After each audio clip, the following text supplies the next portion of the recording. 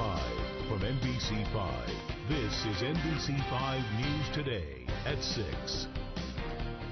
Well, right now, it's very common to be in the hospital with a family member trying to understand all of the instructions doctors and nurses are throwing your way. Well, with us now is the author of the Thrive Guide for Caregivers, Cobb. Thanks so much for being with us this morning. My pleasure.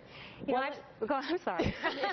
We're so anxious to get right into it. I understand that, and that's because you have a really strong connection to this issue. Why don't you tell us about that?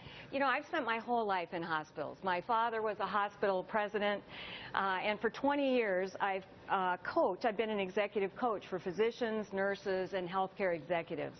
Unfortunately, from 2000 to 2008, I lost all 3 members of my birth family to terminal illnesses, so I got to spend a lot of time as a caregiver as well, so I know both sides of that equation.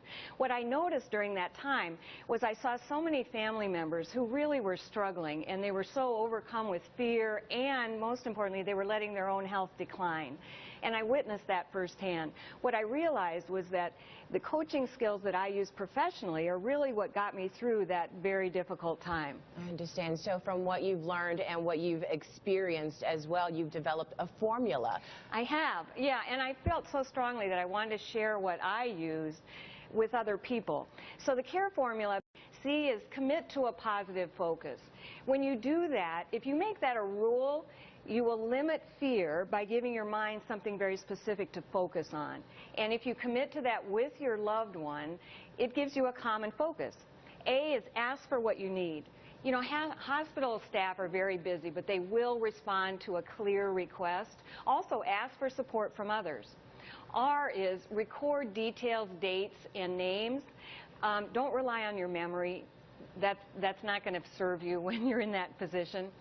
And also make sure you record dates, because you may need to refer to that later. Engage with staff.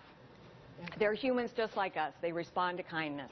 And with that, I mean, it's a very stressful situation, a very emotional situation. It's hard to take so much information in. Yeah. And you also point out that it is really important for caregivers to take care of themselves also. Absolutely. Self-care becomes critical when you're in the hospital. It takes a lot of energy to be a caregiver. So you've got to protect your own health. So physically, mentally, and emotionally, take care of yourself. The most important thing you can do physically, avoid junk food. Interestingly, drink water. If you just drink 4 ounces of water every half hour, you'll stay more mentally clear. Keep copies of Advanced Directives, Living Will in your car. And emotionally, ask for the support from other family members or a trusted friend who will stay positive with you, not the negative person. Right. Well, Cobb, thank you so much for being with us this morning. Thank you. My pleasure. Very important information. Thank you. I'm sure you will help a lot of people. Thank you. Anthony, we're going to send it back to you. Okay, Michelle.